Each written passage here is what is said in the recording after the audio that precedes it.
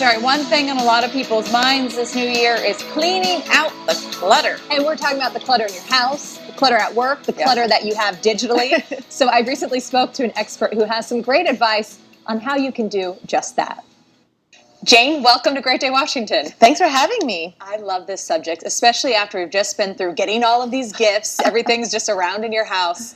Why is decluttering your house so important? Well, like you mentioned, this is a great time to really accumulate stuff and and evaluate it now, because we have accumulated it. Now is the time to go through it and say what is really important that you need to brings value and that you actually use for 2020. When things are scattered around your house, I mean, does that have an effect on your mental health as well? Oh, huge. So I have an entire part in my book based on mental decluttering and how mental clutter really affects us, our spaces, plus what's in our brains today. So really, it's a huge theme for 2020, especially that digital stuff that is taking a lot of our brain space. You mentioned your book. It's your second book. Yes. And this one you just released. Yeah.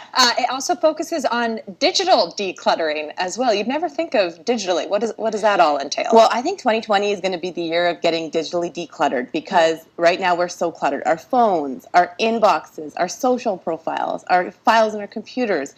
And nowadays, a lot of people are more stressed to open their computer than they are about their spaces in their homes. Yeah, for sure.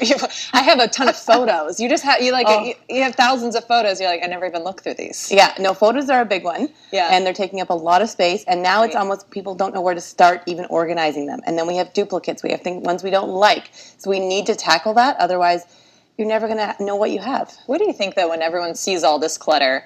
If you don't have a brain that goes immediately into, okay, this can go here and I can organize, how do people get started when they're overwhelmed? Yeah, I say it's easy to get overwhelmed, so start small. You don't have to do your entire house or your entire computer or an entire space at once. Start 10 minutes a day and make it become a habit. So I'd like decluttering to become a mindset. You do it every day, you declutter a little bit, so then you actually sustain it. If you declutter your entire house in a day or two, it might be so stressful, and then the next day it could be overwhelming. You could go back to where you were. Right. It can be overwhelming, especially now. You're looking at all these things that maybe you did or didn't want. Yeah, exactly. You're like, I don't even want this. What do I do with it? Yeah. You also mentioned our closets, because it's the first thing we see in the morning. If that's not organized, how does that impact us? Well, my mantra is actually an organized closet leads to success, because it is the first thing you see in the morning. It's the first place where you either gain or lose time. Plus, the strategies you use to organize and declutter your closet, you can use to the rest of your home.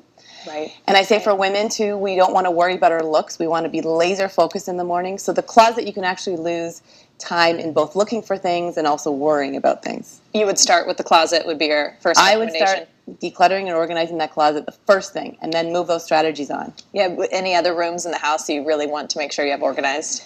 Well, at this time of year, especially, where entry rooms and mud rooms, they are clutter traps. So anything that is like a trap for clutter, where people are just putting stuff in your house, I would tackle those as well. Start putting stuff back where they belong and making sure you have a system so it doesn't accumulate. How do you motivate people who hold on to the sentimental value of everything? Oh my gosh, this is a very difficult question. Tough. Yeah, and sentimental items, things mean different meanings to people, and I always say minimalism, living your life. You need to live.